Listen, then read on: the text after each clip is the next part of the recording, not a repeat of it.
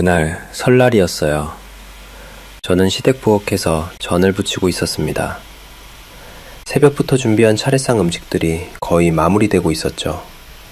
그때 안방 쪽에서 어머님 목소리가 들렸습니다. 수연아, 미영아, 이리 와봐.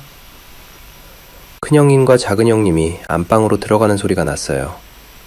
저는 그냥 전을 뒤집으며 별 생각 없이 있었습니다. 그런데 안방에서 들리는 소리가 심상치 않았어요.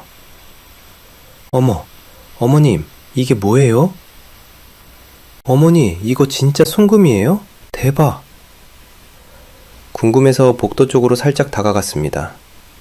안방문이 반쯤 열려 있었거든요. 그 틈으로 본 장면을 저는 평생 잊지 못할 겁니다. 어머님이 큰형님과 작은형님 손목에 반짝이는 순금시계를 하나씩 채워주고 계셨어요. 두 분 다 입을 다물지 못하고 좋아하셨죠. 큰애는 보호망인데 체면이 있어야 하고 작은애는 교사니까 기 살려줘야지. 이건 체면이고 자산이야. 작은형님이 바로 계산기를 두드리듯 말했습니다. 어머니, 요즘 금값 장난 아니게 올랐는데 센스 대박이시네요. 이거 재테크 가치만 해도 수백이 했어요. 큰형님도 웃으며 손목을 이리저리 돌렸어요. 어머니, 인증샷부터 찍어야겠어요. 우와, 진짜 예쁘다. 그때 제가 복도에 서 있는 걸 어머님이 보셨습니다. 표정이 싹박 바뀌더니 이렇게 말씀하셨어요. 막내는 은행원이라 돈 구경 많이 하잖아. 이런 거 필요 없지? 넌 남은 전이나 싸가라. 손에 들고 있던 뒤집개를 떨어뜨리면서 기름이 튀어 손에 화상을 입었습니다. 눈물이 핑 돌았지만 참았어요. 그 순간 5년간 제가 얼마나 바보같이 살았는지 깨달았거든요. 여러분의 구독, 좋아요는 더 많은 사연을 만드는 힘이 됩니다. 제 이야기를 처음부터 들려드려야 할 것 같습니다. 설날 그 순간까지 어떻게 왔는지 말이에요. 저는 서울 강서구에서 살고 있는 최윤서라고 합니다. 결혼 5년 차, 저는 남들이 보기엔 꽤 괜찮은 커리어 우먼이었습니다. 시중은행 PB센터 과장이라는 직함도 있었고 고객 자산 관리도 잘하는 편이었거든요. 숫자를 다루는 일이 제 적성에 맞았어요.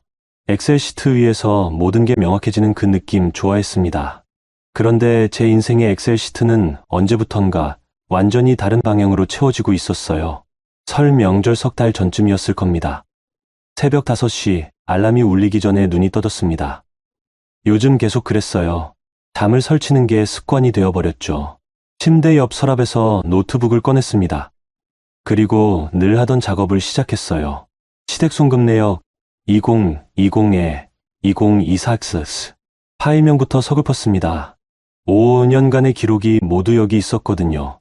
매달 어머님께 드린 생활비, 시아버님 돌아가신 후 남은 대출 원리금, 병원비, 경조사비, 명절 제수용품비까지 제가 보낸 돈을 한 푼우도 빠짐없이 기록해뒀어요. 스크롤을 내리면 내릴수록 숫자가 커졌습니다. 100만 원 단위가 1000만 원 단위가 되고 어느새 억 단위를 넘어서 있었죠. 총합계 1억 5832만 원. 5년 동안 제가 시댁에 보낸 돈이었습니다. 거실로 나왔습니다. 남편 도지는 아직 자고 있었어요. 딸 아린이도 방에서 곤히 잠들어 있었고요. 주방 조명만 켜고 커피를 내렸습니다. 노트북을 식탁 위에 펼쳐놓고 다시 한번 숫자들을 확인했어요. 처음엔 도와드리는 거라고 생각했습니다. 시아버지가 갑작스럽게 돌아가시고 어머님 혼자 감당하기 힘든 빚이 있다길래요. 남편은 막내라 형들만큼 여유가 없다고 했고 저는 그게 당연한 줄 알았어요. 가족이니까요. 하지만 언제부턴가 이상했습니다. 제가 보내는 돈은 점점 늘어나는데 큰형님과 작은형님은 점점 더 여유로워 보였거든요. 큰형님 수연은 보험 설계사로 일하시는데 늘 바쁘다고 하셨어요. 실적이 좋아서 시상식도 자주 가신다고 했죠. 작은형님 미영은 중학교 교사셨는데 방학 때마다 해외여행 사진을 단톡방에 올리셨습니다. 그런데 정작 어머님 생활비는 왜 자꾸 제게만 연락이 올까요? 핸드폰이 울렸습니다. 새벽 5시 반. 발신자는 어머님이었어요. 윤서야. 네, 어머님. 안녕하세요. 미안한데 말이야. 이번 달 관리비가 좀 밀렸어. 또 병원비도 나왔고. 네. 급한데 좀 보태줄 수 있겠니? 80만 원만. 80만 원. 이번 달만 벌써 세 번째 송금 요청이었습니다. 지난주엔 70만 원, 그 전주엔 50만 원을 보냈었거든요. 어머님, 혹시 형님들께는 말씀 안 하셨어요? 큰애는 보험 실적 때문에 바쁘고 작은애는 학교 일로 정신없대. 막내 며느리 네가 있으니 얼마나 든든한지 모르겠다. 든든하다는 말이 칭찬처럼 들리지 않았습니다. 그냥 편리하다는 뜻 같았어요. 알겠습니다. 조금 이따 보내드릴게요. 그래, 고맙다. 우리 윤서. 전화를 끊었습니다. 노트북 화면을 다시 봤어요. 엑셀 시트 맨 아래 빈칸에 오늘 날짜와 금액을 입력했습니다. 2024년 11월 28일 생활비 관리 미병원비 80만 원. 총합계가 다시 올라갔죠. 1억 5,912만 원. 한숨이 나왔습니다. 도진이 거실로 나왔어요. 벌써 일어났어? 커피 냄새 나길래. 응. 일찍 깼어. 또 어머니한테 전화 왔지? 남편은 알고 있었습니다. 어머님이 저한테만 연락한다는 거려. 하지만 늘 똑같은 말만 했어요. 미안해. 이번만 넘기자. 형들한테도 내가 한번 말해볼게. 이번만. 그 말을 5년 동안 들었습니다. 하지만 형들한테 말했다는 소리는 한 번도 들어본 적이 없었어요. 저는 그냥 고개만 끄덕였습니다. 알았어. 출근 준비해. 그날 은행에 출근해서도 머릿속이 복잡했습니다. 고객 상담을 하면서도 자꾸 제 가계부가 떠올랐어요. 점심시간 지점장 나서영 님이 제 자리로 오셨습니다. 윤서 과장, 얼굴이 왜 그래? 어디 아파? 아니에요, 지점장님. 그냥 좀 피곤해서요. 요즘 계속 그런 것 같은데. 혹시 집안일 때문에 그래? 서영님은 제 직속 상사지만 언니처럼 편하게 대해주시는 분이었어요. 회사 밖에서도 가끔 커피 마시며 이야기 나눴거든요. 집안일이 좀 복잡하긴 해요. 시댁? 네. 서영님이 의자를 당겨 앉으셨습니다. 윤서 과장, 우리 PB가 뭐 하는 사람이야? 고객 자산 관리해 주잖아. 그런데 정작 본인 자산은 제대로 관리하고 있어? 뜨끔했습니다. 남의 돈은 그렇게 꼼꼼하게 관리하면서 제 돈은 어디로 새는지도 모르고 있었으니까요. 아니, 알고 있었지만 못 본 척하고 있었어요. 가족이라고 해서 돈 문제를 대충 넘기면 안 돼. 특히 시댁은 더 그래. 증빙 남기고 정상 가능한 구조로 가야 돼. 그게 서로한테 좋은 거야. 서영님 말씀이 계속 귓가에 맴돌았습니다. 일주일 후 또 전화가 왔습니다. 이번엔 큰형님 왔어요. 막내 동서, 지금 시간 괜찮아? 네, 형님. 무슨 일이세요? 있잖아. 내가 이번에 보험 실적이 좀 급해서 그러는데. 네. 막내 동서가 보험 하나 더 들어주면 안 될까? 나도 미안한데 이번 달 실적 채워야 시상식 대상 후보에 올라가거든. 제가 이미 큰형님 통해서 보험을 3개나 들어놨다는 걸 형님은 아실 겁니다. 다 형님 실적 도와드리려고 가입한 거였어요. 월 납입금만 해도 상당했죠. 형님, 지금 제가 들고 있는 보험만 3개인데. 알아. 그래도 막내 동서 은행원이잖아. 재테크 개념으로 하나 더 들면 나중에 윤서한테도 좋아. 응? 재테크요. 제가 매달 납입하는 보험료가 제 노후를 위한 건지 형님 실적을 위한 건지 헷갈렸습니다. 형님, 죄송한데 이번엔 좀. 에이, 막내 동서. 가족인데 이 정도도 못 도와줘? 나도 막내 동서한테 부탁 안 하려고 했는데 동서가 제일 믿음직스러워서 그러는 거야.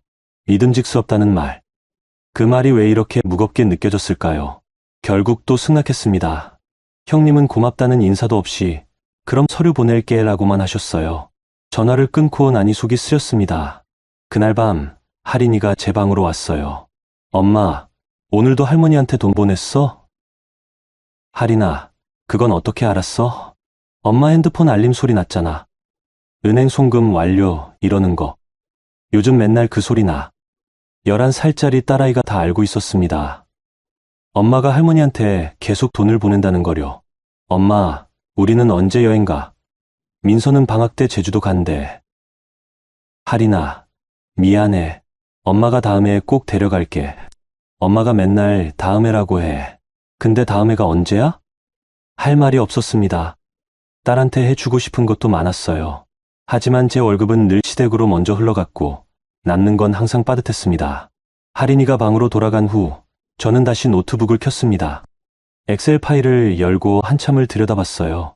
5년간 제가 보낸 돈 1억 5천만 원이 넘는 금액. 이 돈으로 저희 가족은 뭘 했을까요? 딸과 여행 한 번 제대로 못 갔고 제 노후 준비도 못하고 있었습니다. 그런데 큰형님은 시상식에 가고 작은형님은 해외여행을 다니고 계셨죠.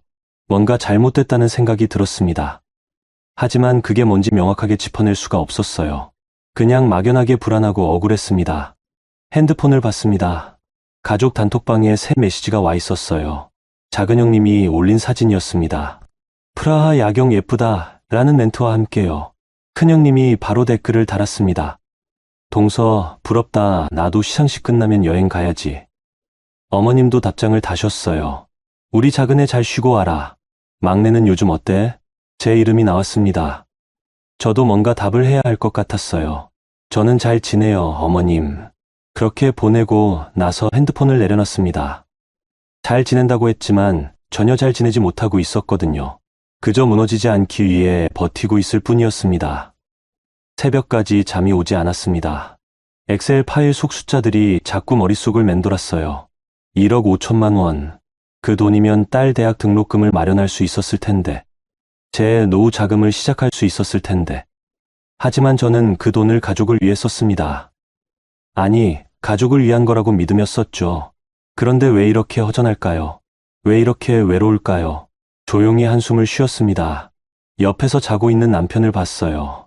도지는 아무것도 모른 채 편하게 자고 있었습니다. 어쩌면 모르는 게 아니라 모른 척하고 있는 건지도 모르겠다는 생각이 들었어요. 그렇게 설날이 다가오고 있었습니다. 설날이 일주일 앞으로 다가왔습니다. 명절이 다가올수록 제 할 일만 늘어났어요. 가족 단톡방에 메시지가 하나 떴습니다. 어머님이었어요. 애들아, 올해 설은 큰 집에서 모이자.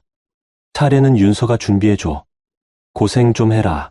큰형님이 바로 답장을 달았습니다. 어머님, 저 이번에 보험왕 시상식이 설 전날이라 못 갈 것 같아요. 당일 아침에 갈게요. 작은형님도 이어서 메시지를 보냈어요.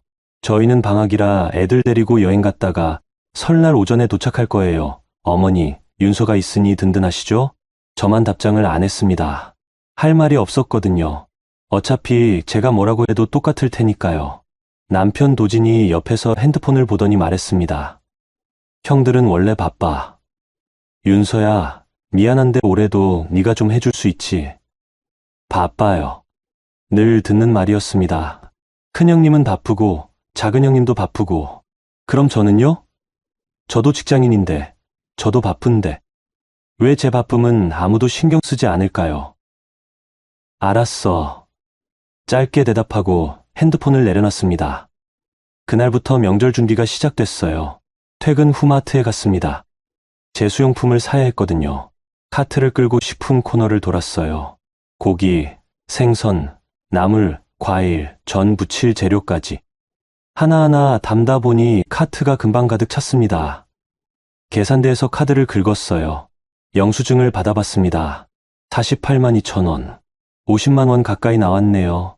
제 카드로 결제했습니다. 어차피 다른 사람들은 안 낼 거니까요. 집에 돌아와 짐을 내려놓으니 허리가 아팠습니다. 할인이가 현관으로 뛰어나왔어요. 엄마, 오늘도 장 봤어? 진짜 많다. 응, 설 준비해야지. 엄마, 고모들은 안 와? 고모들은 바빠서 설날 당일에만 온대. 그럼 엄마 혼자 다 준비해? 할인이 목소리에 걱정이 묻어났습니다. 11살짜리 아이도 이상하다고 느끼는 상황이었죠. 괜찮아, 할인아. 엄마가 할 수 있어. 거짓말이었습니다. 전혀 괜찮지 않았어요. 하지만 딸 앞에서 약한 모습 보이고 싶지 않았습니다. 다음 날 새벽 설 준비를 시작했습니다. 동이 트기 전부터 일어나서 나무를 묻혔어요. 도라지, 고사리, 시금치, 숙주. 손이 많이 가는 반찬들이었죠. 남편은 거실 소파에 누워 TV를 봤습니다. 윤서야, 나 도와줄까? 됐어. 네가 하면 더 오래 걸려. 차라리 혼자 하는 게 빨랐어요. 도지는 부엌 일에 서툴렀거든요. 아니, 서툰 게 아니라 안 배운 거겠죠. 어머님이 아들한테 부엌일을 시킨 적이 없으니까요. 오전 내내 전을 부쳤습니다. 동그랑땡, 동태전, 북어전, 호박전.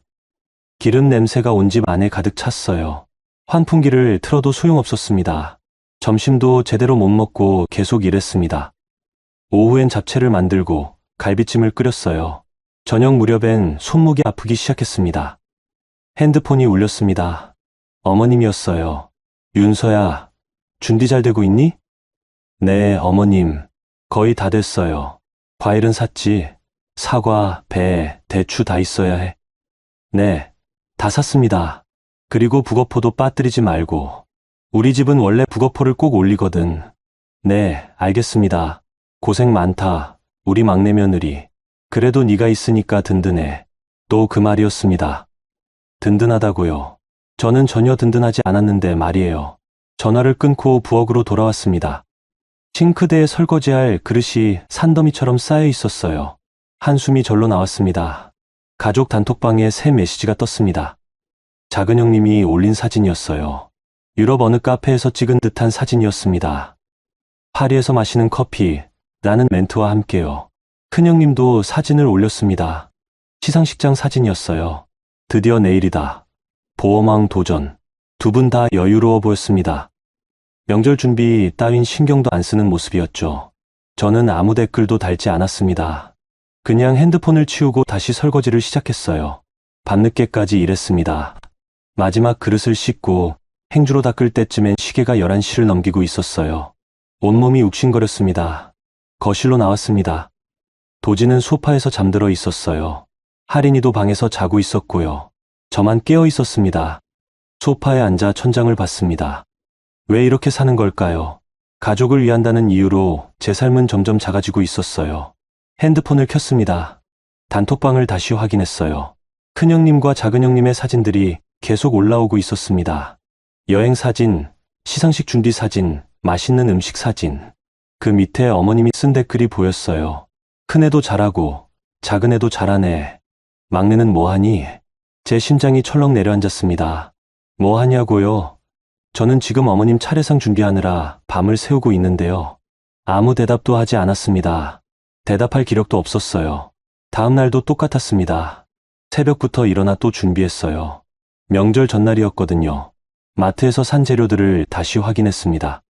빠진 게 없는지 체크하면서요. 그때 카드 문자가 왔어요. 카드 48만 2천 원 승인, 카드 21만 5천 원 승인, 카드 18만 원 승인. 합치면 90만 원 가까이 썼네요. 다 제 카드로요. 형님들한테 분담하자는 얘기도 꺼내지 못했습니다. 어차피 바쁘다고 할 테니까요. 저녁에 남편이 물었습니다. 윤서야, 내일 형들 오면 내가 좀 얘기해 볼까? 뭘? 명절 준비비 분담하자고. 네가 너무 혼자 부담하는 것 같아서. 처음으로 남편이 그런 말을 했습니다. 조금 놀랐어요. 하지만 기대는 하지 않았습니다. 해봐. 근데 형들이 들어줄 것 같아? 그래도 한번 말은 해봐야지. 도진의 목소리엔 확신이 없었습니다. 그냥 해야 할 말을 한다는 느낌이었어요. 실제로 뭔가 바뀔 거라고는 본인도 믿지 않는 것 같았습니다. 됐어. 그냥 내가 할게. 윤서야. 피곤해. 먼저 잘게. 방으로 들어가 문을 닫았습니다. 침대에 누웠지만 잠이 오지 않았어요. 내일이면 설날입니다. 형님들이 오시겠죠. 그리고 또 똑같은 명절이 반복될 겁니다. 제가 차려놓은 음식을 먹고 좋았다고 칭찬하고 그리고 떠나겠죠. 뒷정리는 당연히 제 몫이고요. 핸드폰 알림이 또 울렸습니다. 이번엔 큰형님이었어요. 막내 동서, 내일 봐. 나 시상식 개상 받으면 인증샷 보낼게. 축하한다고 답장을 보내야 할 것 같았습니다. 하지만 손가락이 움직이지 않았어요. 그냥 핸드폰을 엎어놓고 눈을 감았습니다. 내일이 오지 않았으면 좋겠다는 생각이 들었습니다. 아니, 솔직히 말하면 이 모든 게 끝났으면 좋겠다는 생각이었어요. 하지만 끝은 오지 않았습니다. 다음 날 아침, 설날은 어김없이 밝아왔고 저는 또다시 새벽같이 일어나 시댁으로 향했습니다. 차 안에서 할인이가 물었어요. 엄마, 오늘 할머니네 가면 언제 와? 저녁쯤? 아니면 좀 늦을 수도 있어. 엄마, 힘들지? 딸아이의 눈빛에 걱정이 가득했습니다. 저는 억지로 웃으며 대답했어요. 아니야, 괜찮아. 엄마는 괜찮아. 거짓말이었습니다. 하나도 괜찮지 않았어요. 하지만 무너질 수 없었습니다. 아직은요. 시댁에 도착했을 때 어머님 혼자 계셨습니다. 형님들은 아직 안 오셨더라고요. 어머님, 안녕하세요. 오냐, 윤서. 고생했어. 음식은 다 준비했지? 네. 차에 다 실어왔습니다. 트렁크를 열고 음식 그릇들을 하나씩 날랐습니다. 남편도 도왔지만 양이 너무 많았어요. 몇 번을 왕복했습니다. 부엌에 음식을 차리고 차례상을 준비했습니다. 혼자서요. 어머님은 안방에 계셨고 남편은 거실 소파에 앉아 TV를 봤습니다. 오전 10시쯤 큰형님이 도착했습니다. 어머니, 형수님, 윤서. 밝은 목소리였어요. 손에는 큰 쇼핑백을 들고 계셨습니다. 어머님, 제가 백화점에서 한우 선물 세트 사왔어요. 시상식 가는 길에 들렀거든요. 어머님이 좋아하셨습니다. 아이고, 우리 큰애가 효녀네. 작은 형님도 곧 도착했어요. 역시 선물을 들고 오셨습니다. 어머니, 유럽에서 명품 스카프 사왔어요. 어머니 목에 딱이에요. 어머님은 더 기뻐하셨죠. 아이고, 작은 애도 효녀야. 이쁘다, 이뻐. 저는 부엌에서 그 광경을 지켜봤습니다. 형님들은 선물 하나씩 사오시고 저는 며칠 밤을 새워 음식을 준비했어요.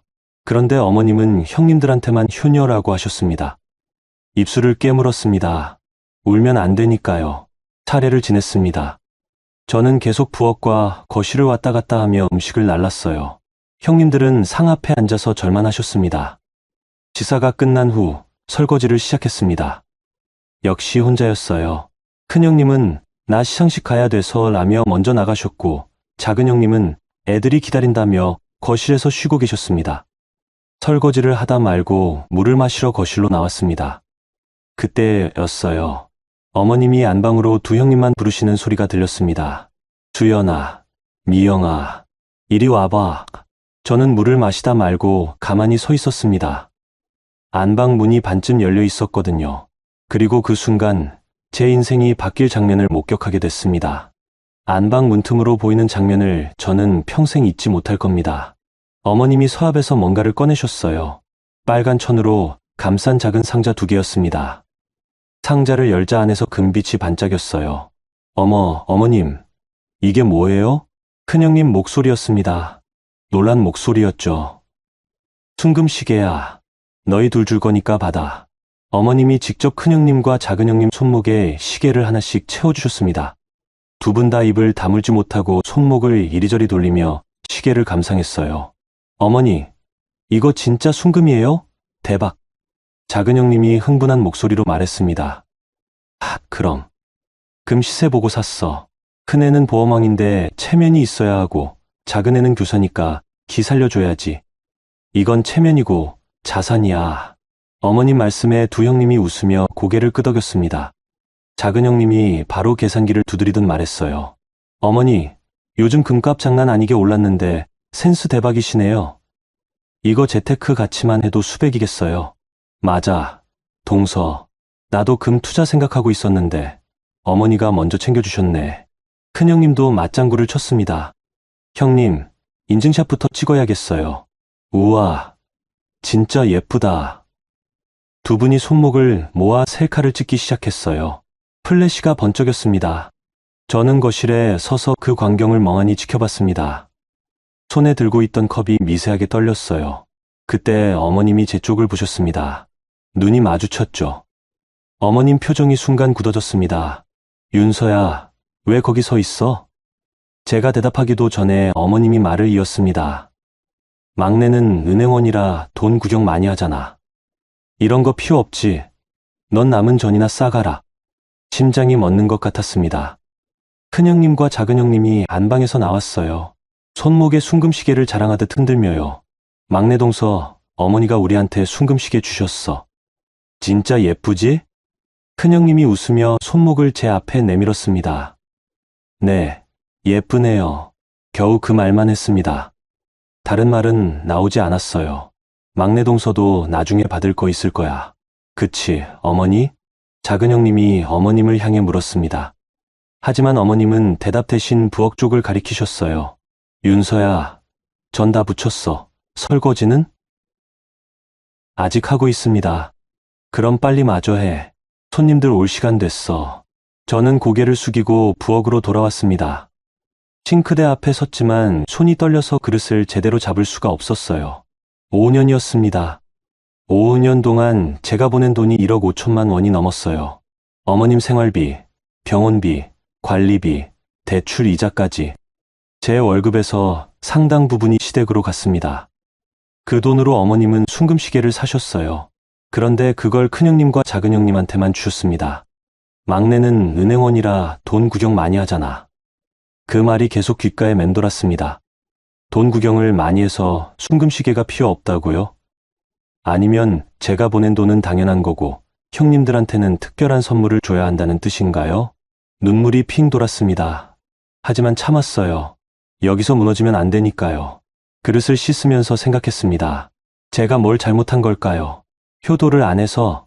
아니에요. 저도 했습니다. 돈으로, 노동으로, 시간으로. 그런데 왜 저만 이런 취급을 받는 걸까요? 설거지를 끝내고 나오니 거실에 친척들이 모여 있었습니다. 큰형님과 작은형님이 손목에 시계를 자랑하고 있었어요. 와, 수연아, 그거 진짜 순금이야? 응, 어머니가 주셨어. 진짜 예쁘지? 미영아, 너도 받았구나. 부럽다. 어머니 센스가 정말 좋으시지? 친척들이 감탄했습니다. 어머님은 흐뭇하게 웃으셨고요. 저는 구석에 서서 그 광경을 봤습니다. 아무도 제게 관심이 없었어요. 저는 그냥 부엌 일하는 사람, 설거지하는 사람, 뒷정리하는 사람일 뿐이었습니다. 할인이가 제 옆으로 왔습니다. 엄마, 왜 안 앉아 있어? 엄마는 괜찮아. 할인아, 너는 거실에서 과일 먹고 있어. 엄마도 같이 먹자. 할인이가 제 손을 잡아 끌었습니다. 거실로 나갔어요. 소파에 자리가 없어서 구석 의자에 앉았습니다. 큰형님이 계속 시계 이야기를 했어요. 동서, 요즘 금값이 진짜 많이 올랐잖아. 이거 투자 가치로만 봐도 몇백은 될 거야. 작은 형님도 거들었습니다. 맞아, 형님. 게다가 디자인도 예쁘고. 어머니 안목이 정말 좋으셔. 어머님이 흐뭇해 하셨습니다. 큰애는 사람들 많이 만나니까 이런 걸 차고 다녀야지. 작은애도 학교에서 선생님들한테 체면이 있어야 하고. 어머니, 감사합니다. 정말 잘 차고 다닐게요. 두 형님이 동시에 감사 인사를 했습니다. 저는 가만히 앉아 있었어요. 할 말이 없었습니다. 아니, 하고 싶은 말은 많았지만 꺼낼 수가 없었어요. 그때 친척 중 한 분이 물었습니다. 그런데 윤서도 뭐 받았어? 순간 거실이 조용해졌습니다. 어머님이 저를 희끗 보시더니 말씀하셨어요. 막내는 은행 다니니까 돈 걱정 없잖아. 이런 거 굳이 안 줘도 돼. 그래도 며느리들한테 공평하게 주는 게. 공평, 큰애하고 작은애는 바쁘니까 명절 준비도 못 하는데 막내는 시간 많아서 다 해주잖아. 그게 공평한 거지. 어머님 말씀에 친척분이 더 이상 말을 잇지 못했습니다. 저도 아무 말 못했어요. 시간이 많아서요. 제가 시간이 많은 게 아니라 시간을 쪼개서 했던 건데요. 거실이 다시 시끌벅적해졌습니다. 하지만 제 귀엔 아무 소리도 들리지 않았어요. 남편 도진이 제 옆에 앉았습니다. 작은 목소리로 물었어요. 윤서야, 괜찮아? 응. 어머니가 좀 그러시네. 내가 나중에 얘기해 볼게. 됐어. 윤서야. 진짜 됐다니까. 목소리가 딱딱했습니다. 남편이 뭐라고 더 말하려다 입을 다물었어요. 저는 핸드폰을 꺼냈습니다. 엑셀 파일을 열었어요. 시댁 송금 내역이 20에 2024X 5년간의 기록이 거기 다 있었습니다. 스크롤을 내리며 숫자들을 봤습니다. 100만 원, 70만 원, 50만 원, 80만 원. 매달 빠짐없이 보낸 돈들이었어요. 그 돈이 지금 큰형님과 작은형님 손목에 걸려있는 순금시계가 됐구나. 씁쓸한 웃음이 나왔습니다. 저녁 식사 시간이 됐습니다. 또 부엌으로 가서 음식을 날랐어요. 전, 갈비찜, 잡채, 나물 반찬들. 제가 며칠 밤새워 만든 것들이었습니다. 윤서가 음식 솜씨가 좋네. 친척 한 분이 칭찬했습니다. 그럼요. 우리 막내 며느리 손맛 좋아요. 어머님이 대답하셨어요. 하지만 칭찬이 기쁘지 않았습니다. 그냥 일 더 시키려고 하는 말 같았거든요. 식사 후 또 설거지가 시작됐습니다. 이번에도 혼자였어요. 싱크대에 쌓인 그릇들을 보며 한숨을 쉬었습니다. 언제까지 이렇게 살아야 할까요? 그때 부엌 밖에서 어머님 목소리가 들렸습니다. 윤서는 참 착해. 시집와서 우리 집 빚도 같이 갚아주고 일도 열심히 하고 정말 효부네요, 어머님. 친척분이 말했습니다. 그럼요. 돈도 잘 벌고 부엌 일도 잘하고 우리 막내 며느리 덕에 내가 사는 거지. 덕분에 산다고요. 그런데 왜 순금시계는 안 주셨을까요? 저는 그릇을 닦으며 눈물을 참았습니다. 울면 안 돼요. 아직은요. 설거지를 끝내고 나왔을 때 큰형님과 작은형님은 벌써 떠날 준비를 하고 계셨습니다. 어머니, 저희는 먼저 갈게요. 내일 출근해야 해서요. 그래, 수연아, 조심해서 가라. 어머니, 저희도 갈게요. 애들이 학원 가야 돼서요. 그래, 미영아, 잘 가. 두 형님이 순금시계를 차고 현관을 나섰습니다. 플래시가 번쩍이는 게 또 사진을 찍으시나 봅니다. 저도 떠나고 싶었습니다. 하지만 뒷정리가 남아 있었어요. 윤서야, 음식 남은 거 정리 좀 해라. 냉장고에 넣어놔. 네, 어머님. 결국 1시간을 더 일했습니다. 음식을 정리하고 냉장고에 넣고 쓰레기를 버리고 바닥까지 닦았어요.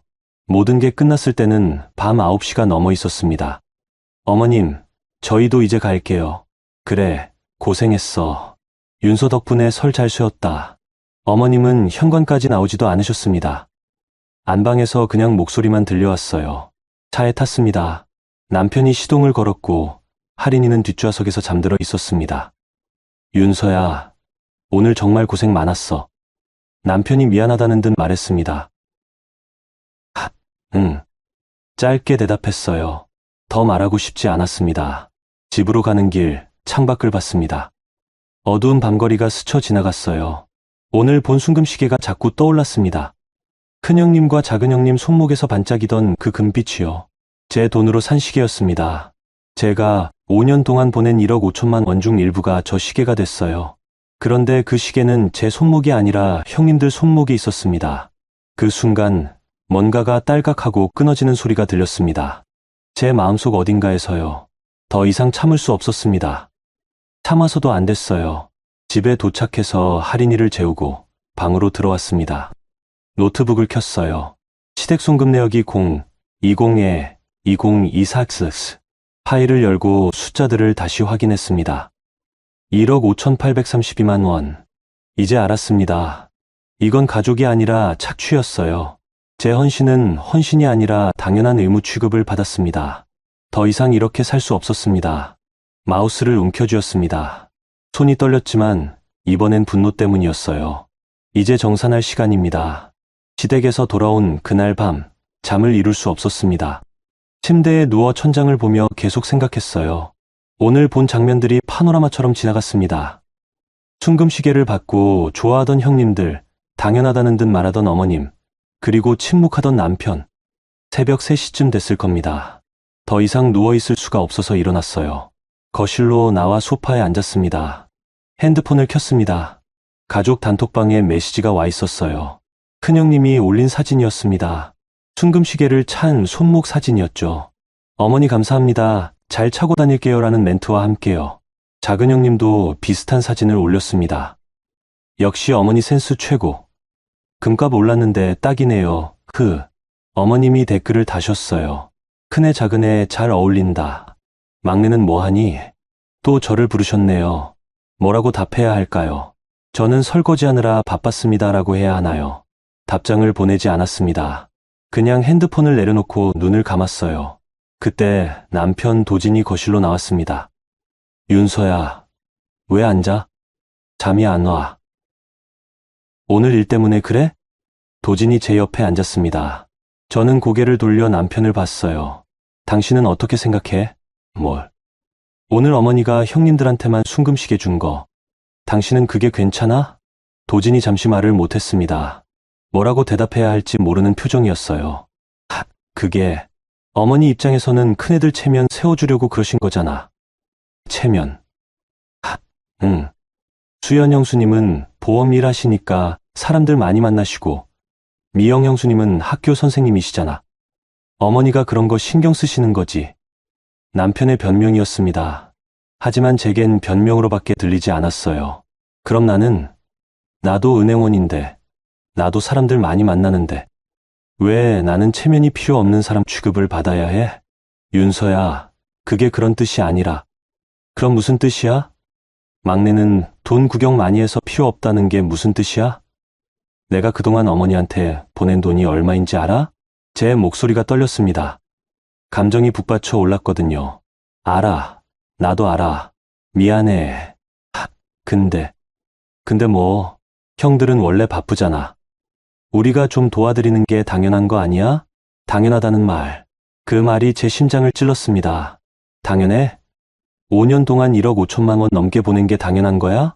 도진의 얼굴이 굳어졌습니다. 1억 5천. 그렇게까지 보낸 줄 몰랐어. 당신이 관심 없었으니까 모르는 거지. 나한테 이번만이라고 말해놓고 형들한테 한 번이라도 부담 나누자고 얘기해 본 적 있어? 그건 없잖아. 한 번도 없었어.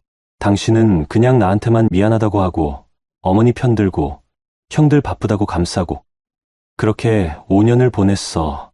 남편이 아무 말도 못했습니다. 할 말이 없었겠죠. 저는 일어섰습니다. 이제 지쳤어. 더 이상 못하겠어. 윤서야, 진짜 미안해. 내가 잘못했어. 앞으로는요? 앞으로도 똑같을 거야. 당신은 절대 변하지 않을 거라고. 방으로 들어가려는데 도진이 제 팔을 잡았습니다. 윤서야, 제발 이해해줘. 나도 힘들어. 당신이 힘들어? 당신은 뭐가 힘든데? 그냥 침묵하고 앉아만 있으면 되는데? 목소리가 커졌습니다. 할인이 깰까 봐 입을 막았어요. 당신 때문에 내가 더 힘들어. 차라리 혼자 싸우는 게 나아. 뒤통수 맞는 것보다는. 팔을 뿌리치고 방으로 들어갔습니다. 문을 닫고 침대에 주저앉았어요. 눈물이 쏟아졌습니다. 참았던 게 터진 거였죠. 남편이 가장 큰 배신자였습니다. 어머님도 형님들도 예상 가능한 사람들이었어요. 하지만 남편만큼은 제 편일 줄 알았어요. 착각이었습니다. 도진은 어머니와 형제들 사이에서 늘 방관자였고 그게 더 잔인했습니다. 다음날 아침 눈이 부어 있었습니다. 화장으로 가렸지만 할인이가 눈치챘어요. 엄마, 울었어? 아니야. 그냥 잠을 못 자서 눈이 좀 붓는 거야. 엄마. 할인이 눈빛이 슬퍼 보였습니다. 딸한테까지 걱정 끼치고 싶지 않았어요. 할인아, 엄마 괜찮아. 학교 가자. 할인이를 학교에 데려다주고 출근했습니다. 은행에 도착했을 때 지점장 서영님이 제 얼굴을 보더니 놀라셨어요. 윤서 과장, 설 연휴 동안 무슨 일 있었어? 아니에요. 거짓말. 얼굴에 다 쓰여 있어. 사무실로 와. 지점장실로 따라 들어갔습니다. 서영님이 문을 닫으셨어요. 앉아. 무슨 일이야? 저는 어제 있었던 일을 말씀드렸습니다. 순금시계 이야기, 어머님 말씀, 남편의 반응까지 다 털어놨어요. 서영님이 한숨을 쉬셨습니다. 윤서 과장, 내가 전에도 말했지. 가족이라도 돈은 증빙 남겨야 한다고. 네, 기억합니다. 그런데 지금 상황은 증빙보다 더 심각해. 이건 구두적 착취야. 시댁 전체가 당신을 ATM기로 쓰고 있는 거라고. ATM기. 정확한 표현이었습니다. 윤서 과장, 이제 선택해야 해. 계속 당할 거야. 아니면 끊을 거야? 끊고 싶어요. 근데 어떻게 해야 할지 모르겠어요.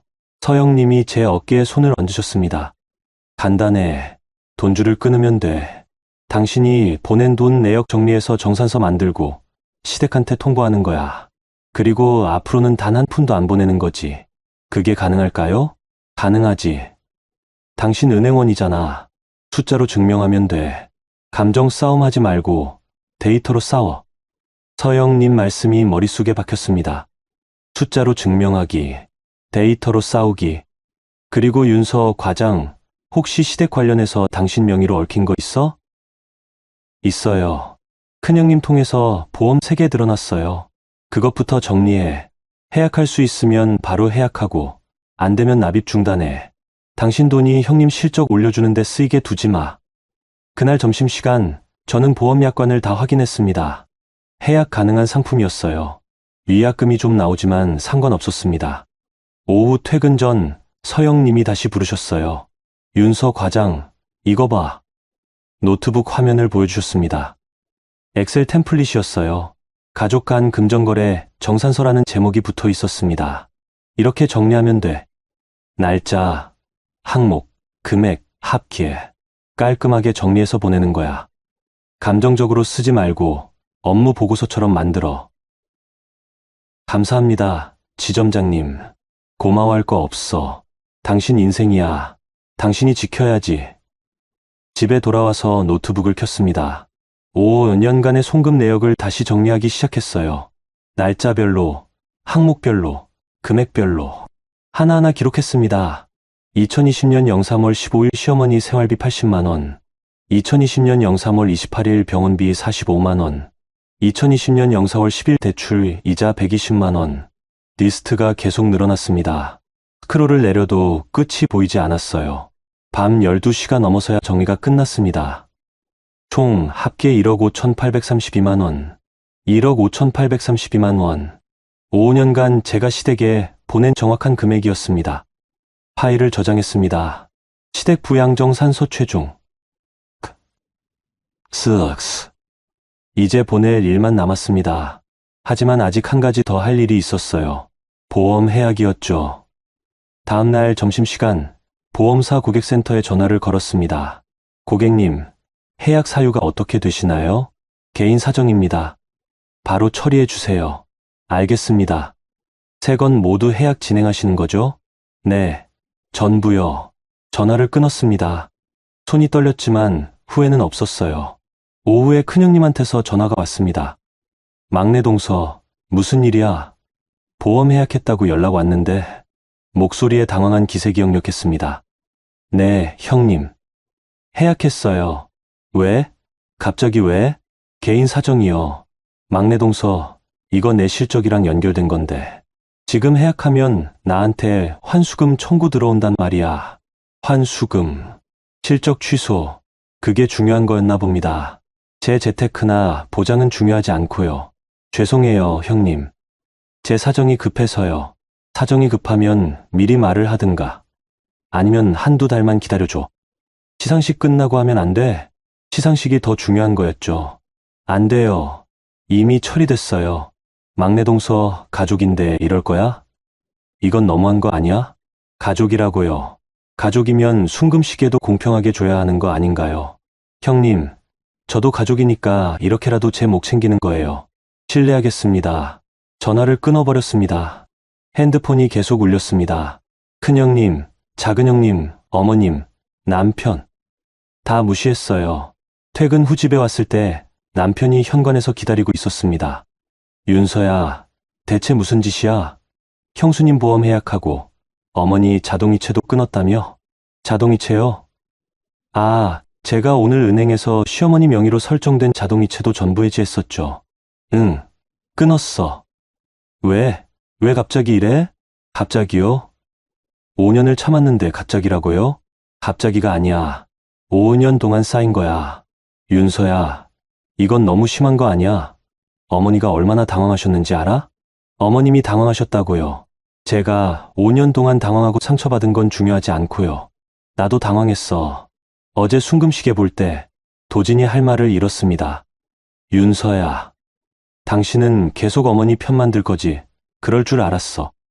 그래서 혼자 결정한 거야. 혼자 결정하면 어떡해? 나는 남편이잖아.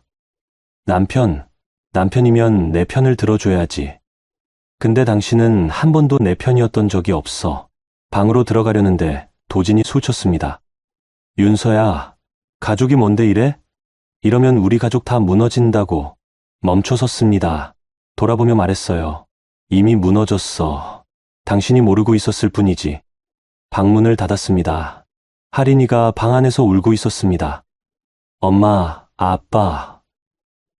왜 싸워? 딸을 안아주었습니다. 할인아, 미안해. 엄마가 정리할 게 있어서 그래. 곧 괜찮아질 거야. 거짓말이 아니었습니다. 정말 곧 괜찮아질 거라고 믿었어요. 그날 밤 가족 단톡방에 파일을 올렸습니다.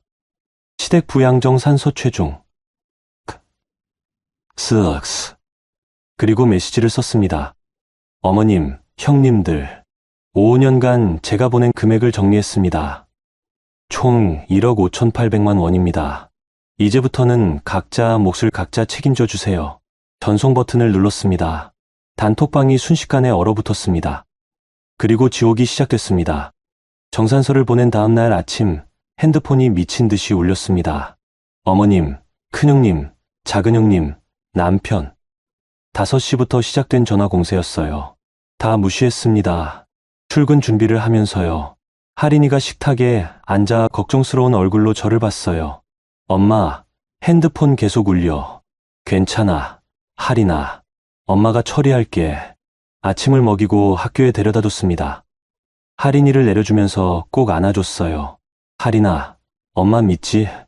응, 엄마. 조금만 시끄러울 거야. 그래도 괜찮아질 거니까 걱정하지 마. 할인이가 고개를 끄덕였습니다.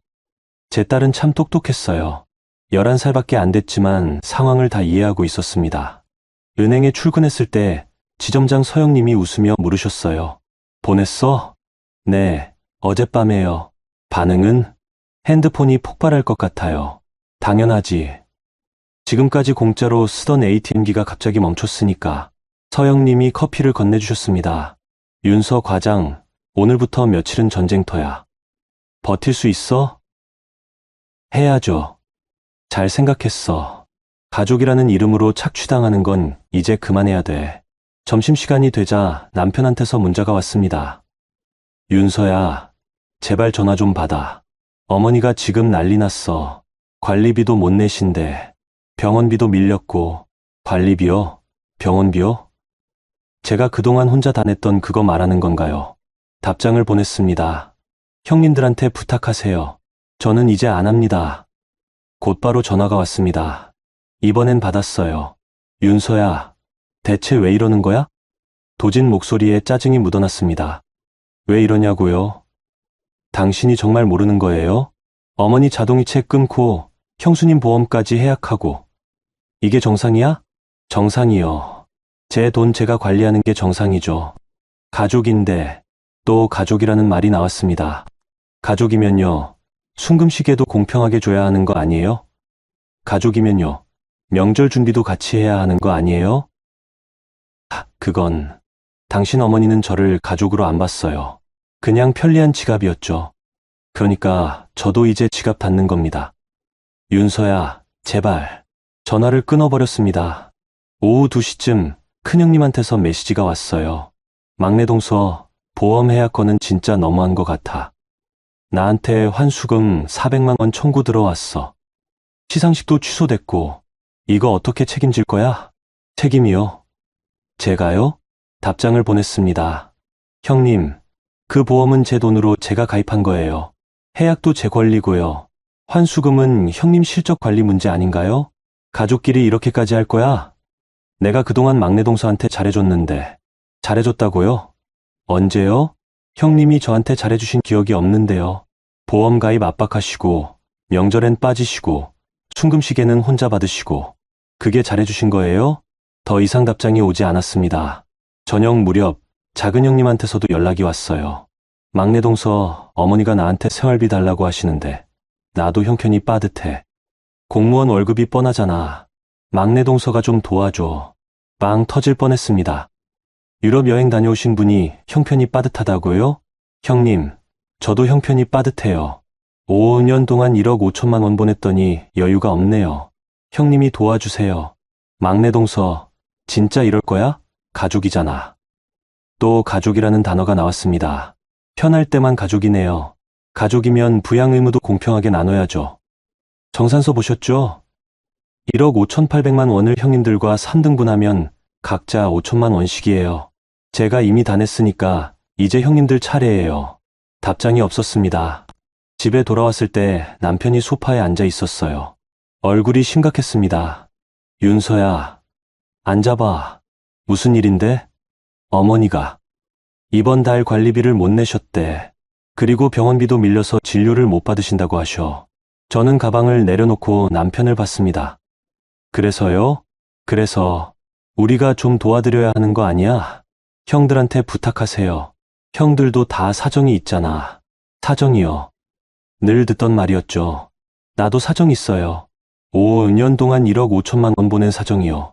윤서야, 그건 알겠는데. 알겠으면 됐어요. 이제 형들 차례예요. 당신이 형들한테 부탁하세요. 저는 안 해요. 도진이 한숨을 쉬었습니다. 윤서야, 이러면 우리 부부 사이도 안 좋아져. 이미 안 좋았어요. 당신이 몰랐을 뿐이에요. 냉정한 말이었지만 사실이었습니다. 남편은 5년 동안 제 고통을 외면했어요. 지금 와서 부부 사이 운운하는 게 우습기만 했습니다. 며칠이 지났습니다. 시댁에서 연락은 계속 왔지만 전부 무시했어요. 그러던 어느 날 퇴근길, 지점장 서영님이 불러 세웠습니다.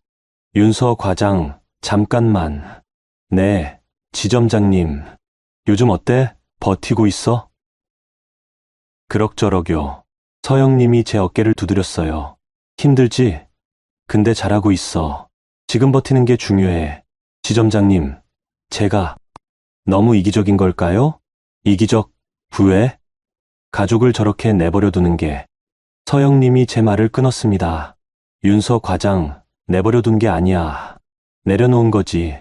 당신이 떠받치지 않아도 되는 짐을 내려놓은 거라고. 하지만 어머니가 진짜 힘들어 하시는 것 같아요.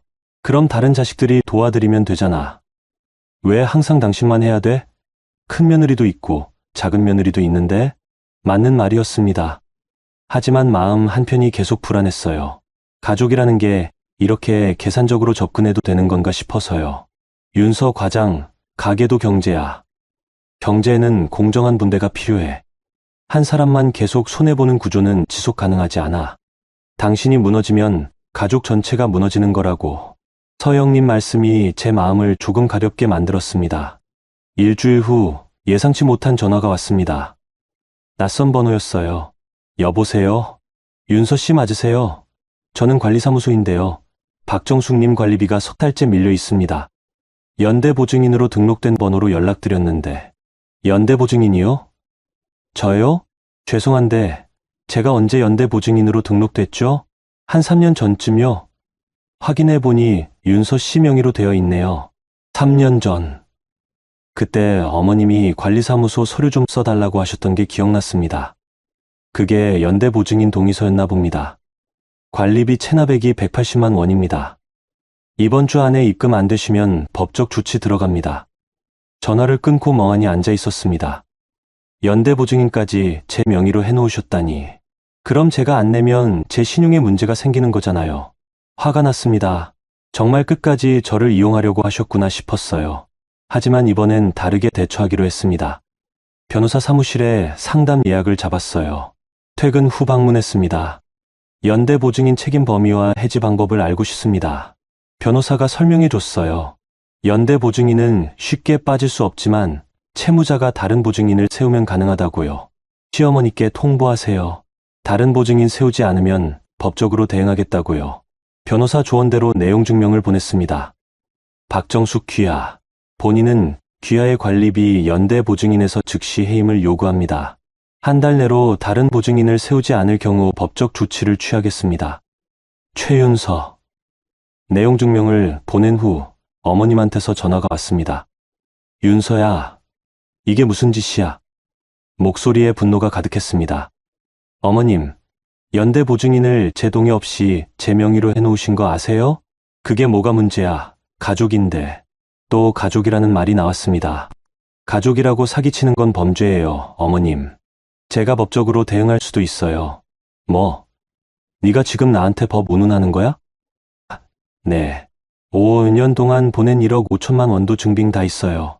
필요하면 법원에 제출할 수도 있고요. 어머님이 말문이 막힌 것 같았습니다.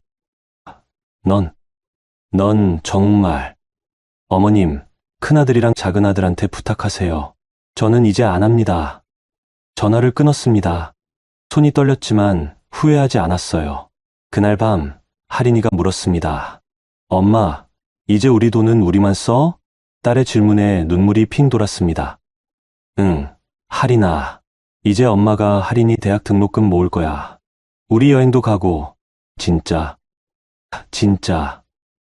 약속해. 할인이가 제 품에 안겼습니다. 엄마, 사랑해. 엄마도 사랑해. 우리 딸. 그 순간 제 선택이 옳았다는 확신이 들었습니다. 며칠 후 은행 업무 중에 새로운 통장을 개설했어요.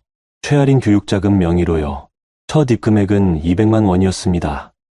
시댁에 안 보낸 돈으로 딸 미래를 시작하는 거였어요. 통장을 만들면서 웃음이 나왔습니다. 처음으로 제 돈을 제 가족을 위해 쓰는 기분이었거든요. 지점장 서영님이 지나가다 보시고 웃으셨어요. 윤서 과장, 표정 좋은데?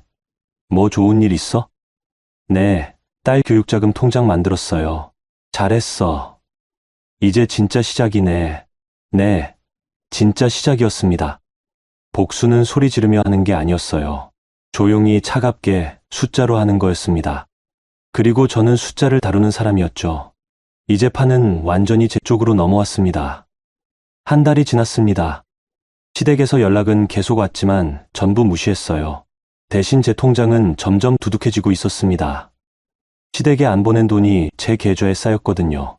매달 평균 150만 원씩 절약되고 있었어요. 할인이 교육자금 통장에도 꾸준히 입금했습니다. 벌써 500만 원이 넘었어요. 엄마, 이거 다 내 대학 등록금이야? 할인이가 통장을 보며 신기해했습니다. 응, 엄마가 할인이 위해 모으는 거야.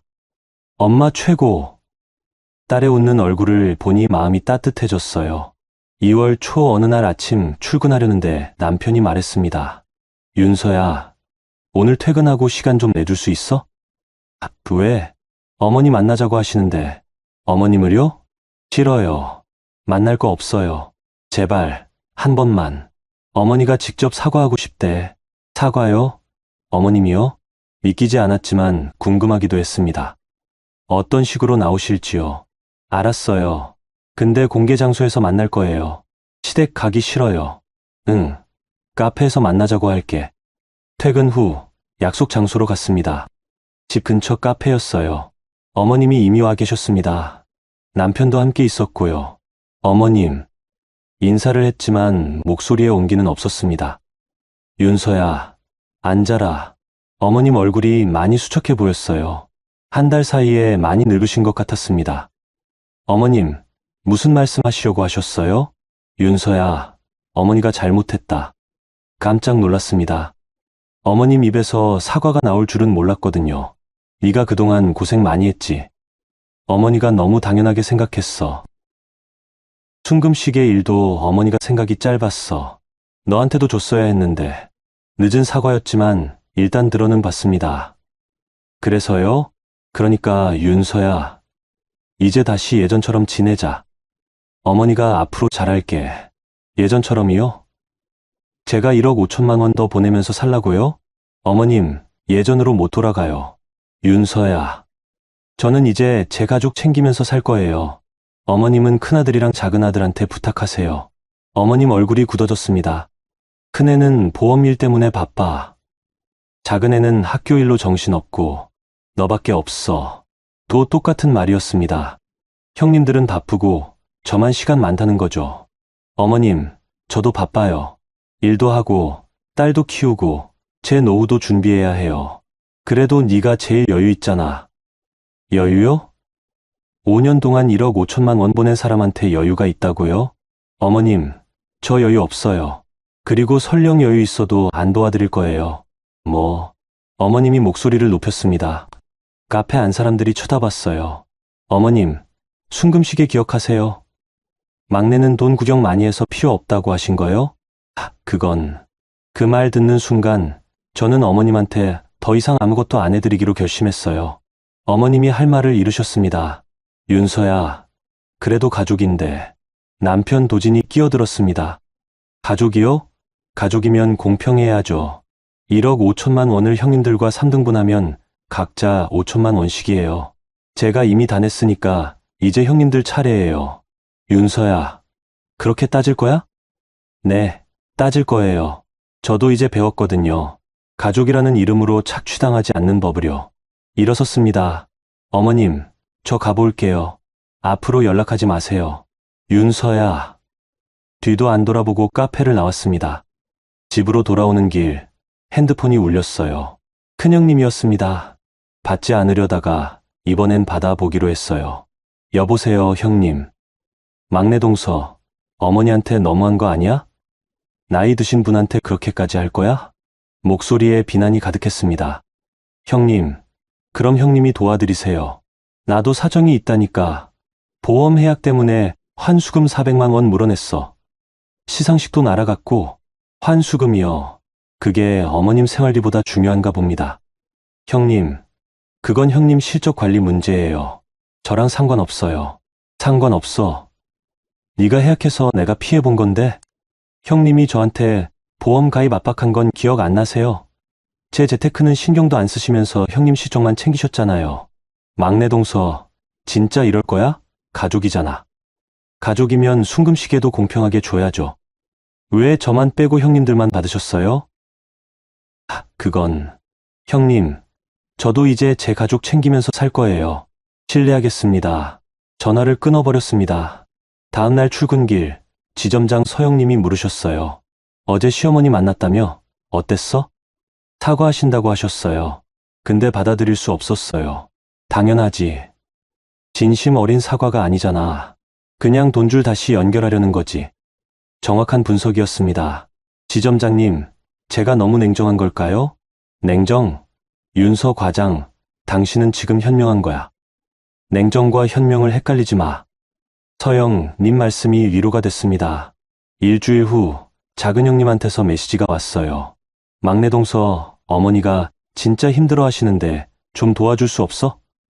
나도 월급쟁이라 빠듯하거든. 유럽 여행 다녀온 분이 빠듯하다고요? 답장을 보냈습니다. 형님, 저도 빠듯해요. 5년 동안 1억 5천만 원 보냈더니 여유가 하나도 없네요. 형님 여행비 일부만 어머님께 드려도 몇 달은 충분하실 것 같은데요? 막내 동서, 그게 무슨 말이야? 내 여행비가 뭐가 문제야? 문제 없어요. 다만 저한테 돈 달라고 하지 마세요. 형님도 벌어서 쓰시잖아요. 저도 제가 번 돈 제가 쓸 거예요. 더 이상 답장이 오지 않았습니다. 며칠 후 남편한테서 충격적인 소식을 들었습니다. 윤서야, 어머니가 병원에 못 가신대. 병원비가 없어서. 그래서요? 그래서 우리가 좀 형들한테 부탁하세요. 형들도 다 어렵대. 저도 어려워요. 윤서야, 사람이 아프신데. 남편이 목소리를 높였습니다. 그럼 당신이 내세요. 당신 월급으로요. 내 월급은 우리 생활비로 다 나가잖아. 그럼 어머님께 카드론 권해드리세요. 아니면 형들이 십시일반으로 모으면 되죠. 윤서야, 저는 5년 동안 혼자 다 했어요. 이제 형들 차례예요. 저는 딸 교육자금 모으기 바빠요. 남편이 한숨을 쉬며 나갔습니다. 그날 밤 혼자 앉아 생각했어요. 제가 너무 냉정한 걸까요? 하지만 마음 한편에선 확신이 들었습니다. 이대로 계속 무너지며 살 순 없다고요. 할인이를 받습니다. 딸이 책상에서 숙제하고 있었어요. 이 아이의 미래를 위해서라도 저는 무너지면 안 됐습니다. 다음 날 놀라운 소식을 들었습니다. 큰형님이 어머님 병원비를 냈다고요. 150만 원을요. 막내 동서, 이번엔 내가 냈어. 근데 다음부턴 돌아가면서 하자. 공평하게. 메시지를 보고 피식 웃음이 나왔습니다. 드디어 형님들도 움직이기 시작했나 봅니다. 제가 버티니까요. 답장을 보냈습니다. 형님, 고생하셨어요. 앞으로도 형님들끼리 잘 나눠서 하세요. 저는 이제 빠질게요. 막내 동서, 그래도 가끔은. 안 돼요. 저는 이미 제 몫 다 했어요. 이제 형님들 차례예요. 확실히 선을 그었습니다.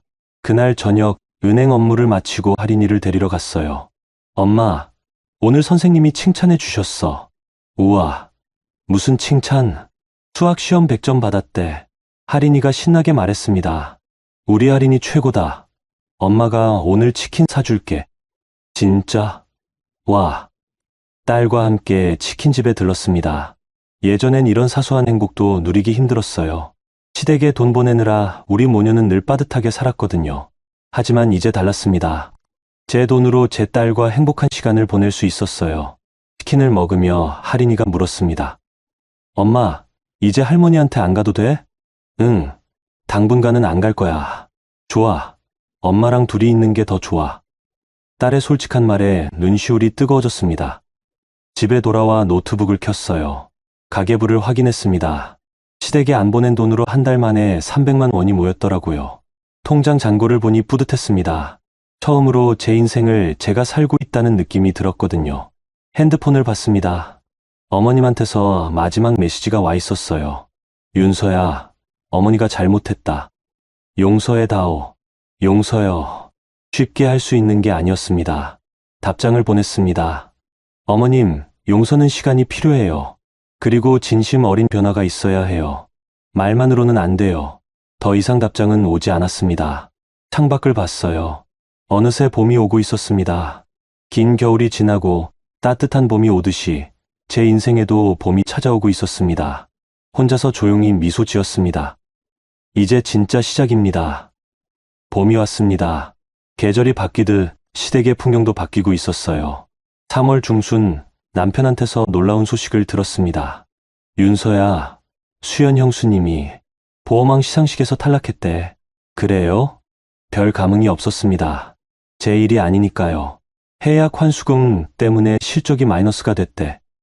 그리고 고객들한테도 소문이 나서 신규 계약이 안 들어온다고 큰형님의 몰락이 시작된 거였죠.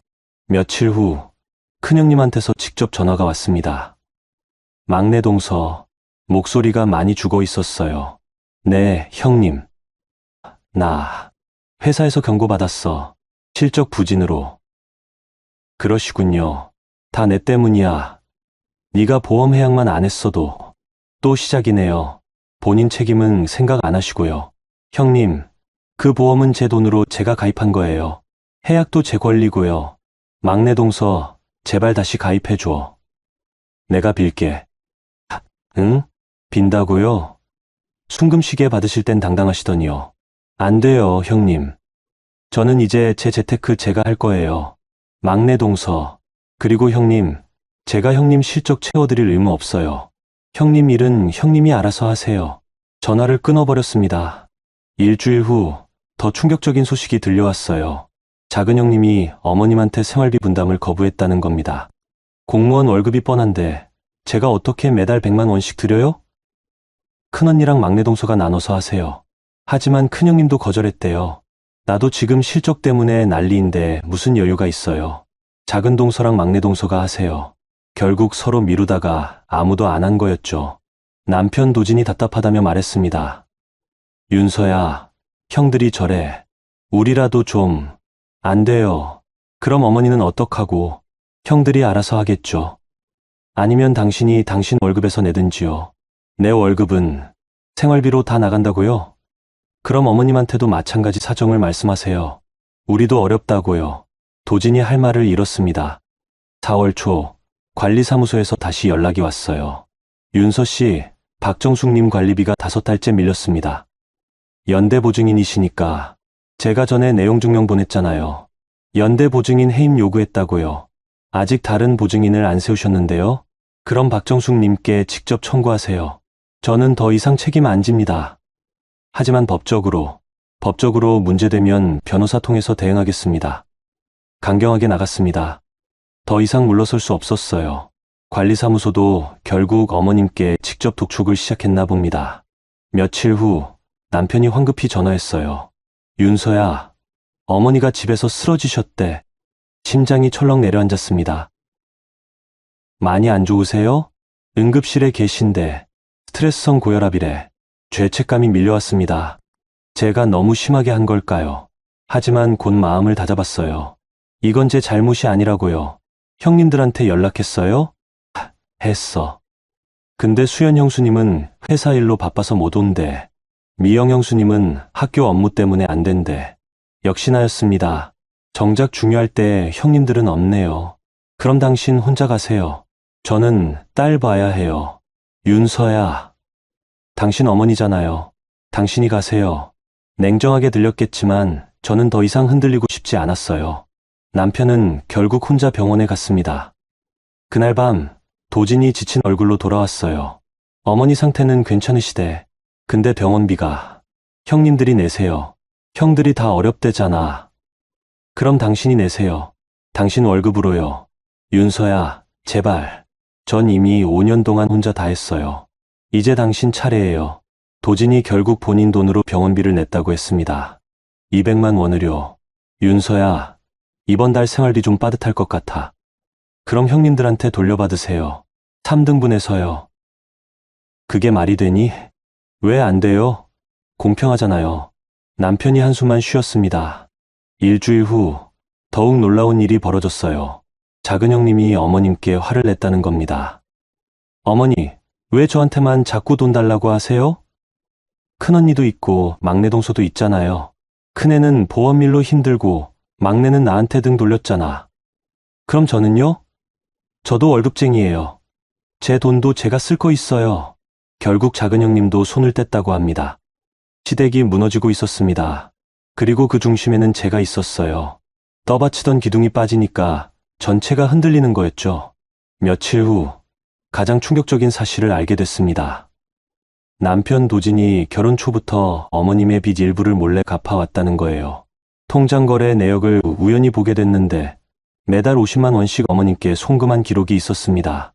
도진 씨, 이게 뭐예요? 남편이 당황한 얼굴로 변명했어요. 그게 어머니 빚이 좀 있어서 제가 생활비 다 드리는 거 알면서도 따로 또 보낸 거예요? 어머니가 나한테만 부탁하셨어. 형들한테는 말하지 말라고. 머리가 띵했습니다. 그럼 우리 공동 생활비에서 빼돌린 거네요? 미안해. 5년 동안요? 응. 계산해봤습니다. 50만 원씩 5년이면 3천만 원이에요. 우리 딸 학원비 못 보낸다고 했을 때도, 여행 못 간다고 했을 때도 당신은 어머니한테 돈 보내고 있었네요? 윤서야, 당신도 공범이었어. 어머니랑 똑같아. 그 순간 남편에 대한 마지막 신뢰도 무너졌습니다. 윤서야, 정말 미안해. 나도 몰랐어. 이렇게 될 줄은 몰랐다고요? 당신은 다 알고 있었어요. 그냥 모른 척했을 뿐이죠. 방으로 들어가 문을 잠갔습니다. 침대에 앉아 한참을 울었어요. 남편마저 배신자였습니다. 5년 동안 저를 속여왔던 거예요. 다음날 아침 결심했습니다. 이혼 상담을 받아보기로요. 점심시간에 변호사 사무실을 방문했습니다. 재산 분할과 양육권 문제를 상담하고 싶습니다. 변호사가 제 이야기를 들더니 말했어요. 남편분이 공동생활비를 무단으로 인출한 거라면 재산 분할에서 유리하게 작용할 수 있습니다. 정말요? 네, 증빙만 확실하면 됩니다. 집에 돌아와 모든 통장 거래 내역을 출력했어요. 남편이 몰래 보낸 돈, 제가 시댁에 보낸 돈 전부요. 정리하면서 화가 치밀었습니다. 우리 부부가 함께 모은 돈 중 상당 부분이 시댁으로 흘러갔더라고요. 제 의사와 상관없이요. 할인이를 재우고 거실로 나왔습니다. 도진이 소파에 앉아 있었어요. 윤서야, 우리 얘기 좀 하자. 할 얘기 없어요. 제발 들어만 줘. 나도 잘못했어. 정말 미안해. 미안하다고 다해요. 5년 동안 저를 속인 건 어떡하고요? 나도 어쩔 수 없었어. 어머니가. 또 어머니 탓이에요? 당신은 어른이잖아요. 선택할 수 있었잖아요. 도진이 고개를 떨어뜨렸습니다. 윤서야, 이혼까지 생각하는 거야? 생각 중이에요. 제발 그러지 마. 할인이 생각해서라도, 할인이 생각하니까 더 이혼해야 할 것 같은데요. 이런 아빠 밑에서 자라면 우리 딸도 나중에 당하면서 살 거예요. 충격적인 말이었지만 진심이었습니다. 도진이 아무 말도 못했어요. 당신한테 일주일 드릴게요. 그동안 생각해 보세요. 제대로 된 사과와 변화를 보여주든지 아니면 우리 각자 길 가든지요. 방으로 들어가 문을 닫았습니다. 핸드폰을 봤어요. 어머님한테서 메시지가 와 있었습니다. 윤서야, 어머니가 정말 잘못했다. 제발 용서해다오. 나 없이는 못 산다. 없이 못 산다고요. 5년 동안 저를 착취해 놓고요. 답장을 보냈습니다. 어머님, 저 없이도 사실 수 있어요. 아들 셋 있잖아요. 그분들한테 부탁하세요. 더 이상 답장은 오지 않았습니다. 창밖을 봤어요. 벚꽃이 피고 있었습니다. 봄은 왔지만 제 마음은 여전히 겨울 같았어요. 하지만 곧 따뜻해질 거라고 믿었습니다. 제가 선택한 길이 옳다고, 시간이 증명해 줄 거라고요. 일주일이 지났습니다. 남편 도지는 아무 변화도 보이지 않았어요. 그저 미안하다는 말만 반복했을 뿐이었죠. 저는 결심했습니다. 이혼 절차를 시작하기로요. 변호사와 상담을 마치고 서류를 준비했습니다. 재산 분할, 양육권, 모든 걸 꼼꼼히 챙겼어요. 4월 말 어느 날 출근하려는데 남편이 말을 걸었습니다. 윤서야, 정말 이혼할 거야? 네. 할인이는 제가 키울 거예요. 당신은 양육비만 제때 주세요. 도진이 한숨을 쉬었습니다. 윤서야, 나 정말 미안해. 알아요. 근데 미안하다고 해서 다 되는 건 아니잖아요. 그래. 더 이상 할 말이 없었습니다. 출근길, 지점장 서영님께 상황을 말씀드렸어요. 이혼 결심했어요. 서영님이 놀라셨습니다. 진짜로? 네, 더 이상 같이 살 수 없을 것 같아요. 윤서 과장, 잘 생각한 거야? 네, 많이 생각했어요. 이게 저와 할인이를 위한 길인 것 같아요. 서영님이 제 어깨를 두드려 주셨어요. 힘들겠지만 잘할 거야. 당신은 강한 사람이야. 그 말이 큰 위로가 됐습니다. 며칠 후, 시댁에서 대형 사건이 터졌어요. 어머님이 관리비와 병원비를 못 내서 결국 관리사무소와 병원에서 법적 조치를 시작한 겁니다. 남편한테서 급한 전화가 왔어요. 윤서야, 어머니가 큰일 났어. 소송 당할 수도 있대. 그래서요? 그래서 우리가 좀 안 돼요. 형님들한테 부탁하세요. 형들도 다 손 뗐어. 그럼 어머님이 알아서 하시겠죠. 어머님 인생이니까요. 윤서야, 전 바빠요. 이혼 서류 준비하느라요. 전화를 끊어버렸습니다. 다음 날 더욱 놀라운 일이 벌어졌어요. 어머님이 직접 제 은행으로 찾아오신 겁니다. 점심시간이었어요. 로비에서 어머님을 발견했습니다. 어머님, 윤서야. 어머님은 많이 초췌해 보이셨어요. 한 달 사이에 더 늙으신 것 같았습니다. 어머님, 여기는 왜 오셨어요? 윤서야, 제발 어머니 좀 도와줘. 나 이제 정말 끝이야. 목소리에 절박함이 묻어났습니다. 주변 고객들이 쳐다봤어요. 민망했지만 무시할 수도 없었습니다. 어머님, 일단 밖으로 나가시죠.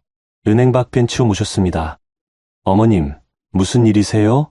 윤서야, 관리비가 600만 원이 밀렸어. 병원비도 300만 원이고 이러다 집에서 쫓겨날 것 같아. 형님들한테 부탁하셨어요? 했어. 근데 큰애는 회사에서 잘릴 것 같다고 하고 작은애는 자기도 어렵다고 하고 결국 아무도 안 도와드린 거네요. 윤서야, 네가 좀 도와줘. 응, 어머니가 잘못했어. 제발. 어머님이 제 손을 잡으셨어요. 예전 같았으면 마음이 흔들렸을 겁니다. 하지만 이젠 아니었어요. 어머님, 저 도와드릴 수 없어요. 윤서야. 5년 동안 1억 5천만 원 보냈어요. 이제 제 차례는 끝났어요. 그럼 나보고 어떡하라고. 아드님들한테 부탁하세요. 큰아들, 작은아들, 막내아들. 셋이서 나눠서 하시면 되잖아요. 얘들이 다 어렵다니까. 그럼 어머님이 알아서 하세요. 공공복지 서비스도 있고 노인 지원 제도도 있어요. 제가 안내해 드릴까요? 차갑게 말했습니다. 더 이상 흔들리지 않기 위해서요. 어머님 얼굴이 굳어졌습니다. 넌 정말 인정머리 없는 애구나. 그럴 수도 있죠. 그래도 제가 제 인생은 살아야 하니까요. 윤서야, 나중에 후회할 거야. 안 해요. 전 이미 5년 동안 후회하면서 살았어요. 이제는 후회 없이 살 거예요. 일어섰습니다. 어머님, 전 들어가 봐야 해요. 손님들 기다리고 있어서요. 윤서야. 뒤도 안 돌아보고 은행으로 들어갔습니다. 로비를 지나는데 경비 아저씨가 말을 걸었어요. 저기 손님. 밖에 계신 분이 제 시어머니세요. 혹시 계속 여기 계시면 조용히 모셔다 드려주세요. 알겠습니다. 상담실로 돌아왔습니다. 손이 떨렸지만 후회는 없었어요. 점심시간이 끝나고 업무를 재개했습니다. 고객 상담을 하면서도 마음 한편이 복잡했어요. 그때 서영님이 저를 부르셨습니다. 윤서 과장, 괜찮아? 네. 로비에 시어머니 오신 거 봤어. 많이 힘들었겠다. 괜찮아요. 이제 익숙해졌어요. 윤서 과장, 당신 정말 강해졌네. 강해진 게 아니라 그냥 더 이상 물러설 곳이 없어서요. 서영님이 웃으셨어요. 그게 강한 거야. 잘하고 있어. 퇴근 후 집에 돌아왔습니다. 할인이가 현관에서 저를 맞이했어요. 엄마, 오늘 학교에서 상 받았어. 진짜? 무슨 상? 모범상. 짜잔. 할인이가 상장을 보여줬습니다. 우와, 우리 딸 최고다. 딸을 안아주었어요. 이런 순간들이 저를 버티게 만들었습니다. 저녁을 먹고 할인이를 재웠습니다. 거실로 나오니 남편이 앉아 있었어요. 윤서야, 오늘 어머니가 은행에 갔다며. 네. 어떻게 됐어? 안 도와드렸어요. 도진이 한숨을 쉬었습니다. 윤서야, 정말 끝까지 이럴 거야? 끝까지요? 이게 제 시작이에요. 그래. 더 이상 대화가 이어지지 않았습니다. 며칠 후 결정적인 소식이 들려왔어요. 어머님이 결국 집을 팔기로 결정하셨다는 겁니다. 관리비와 병원비를 감당할 수 없어서 집을 정리하고 작은 원룸으로 이사 가신다고요. 큰형님과 작은형님이 난리가 났대요. 어머니, 그 집은 우리 재산인데 어머니가 어떻게 마음대로 파세요. 하지만 어머님은 단호했다고 합니다. 너희가 도와주지 않으니 내가 알아서 해야지. 결국 집이 팔렸고 어머님은 작은 원룸으로 이사하셨어요. 남은 돈으로 빚을 갚고 생활비로 쓰신다고 했습니다. 큰형님한테서 원망 섞인 메시지가 왔어요. 막내 동서, 이게 다 내 책임이야. 네가 어머니 도와줬으면 이렇게까지 안 됐어. 피식 웃음이 나왔습니다. 답장을 보냈어요. 형님, 그건 형님 책임이에요. 형님이 어머님 도와드렸으면 이렇게 안 됐겠죠. 저는 이미 제 몫 다 했어요. 더 이상 답장은 오지 않았습니다. 5월 초 따뜻한 봄날이었어요. 할인이와 함께 공원에 나갔습니다. 벚꽃은 이미 졌지만 실록이 아름다웠어요. 엄마, 여기 예쁘다. 그치, 우리 자주 오자. 응. 할인이가 신나게 뛰어다녔습니다. 벤치에 앉아 딸을 바라봤어요. 행복한 얼굴이었습니다. 핸드폰을 꺼내 통장을 확인했습니다. 최아린 교육자금 통장 잔고가 1,000만 원을 넘었더라고요. 시댁에 안 보낸 돈으로 몇 달 만에 이렇게 모았습니다. 뿌듯했어요. 처음으로 제 인생을 제가 설계하고 있다는 느낌이 들었습니다. 그때 남편한테서 문자가 왔어요. 윤서야, 이혼 서류에 서명할게. 할인이는 네가 키워. 양육비는 매달 100만 원씩 보낼게. 미안해. 드디어 끝이 보였습니다. 슬프기도 했지만 동시에 홀가분했어요. 이제 진짜 새 출발을 할 수 있겠다는 생각이 들었습니다. 며칠 후 이혼 서류를 제출했어요. 법원에서 나오는 길 하늘을 봤습니다. 맑고 푸른 하늘이었어요. 5년 만에 처음으로 자유를 느꼈습니다. 집에 돌아와 할인이에게 말했어요. 할인아, 앞으로 엄마랑 둘이 살 건데 괜찮아? 응, 엄마랑 있는 게 제일 좋아. 딸을 꼭 안아주었습니다. 할인아, 엄마가 약속할게. 우리 행복하게 살자. 응, 엄마. 그날 밤 노트북을 켰어요. 시댁 송금 내역이 020에 2024X 파일을 열었습니다. 1억 5,832만 원. 5년간의 기록이었어요. 파일을 휴지통으로 옮겼습니다. 그리고 휴지통을 비웠어요. 이제 더 이상 필요 없는 과거였으니까요. 새 파일을 만들었습니다. 최윤서 최아린 미래 설계. 스악스. 앞으로 모을 돈, 할인이 교육 계획, 제 노후 준비까지. 하나하나 적어 나갔어요. 처음으로 제 미래를 제가 그리고 있었습니다. 창밖을 봤어요. 별이 떠 있었습니다. 5년 동안의 긴 겨울이 지나고 드디어 봄이 왔습니다.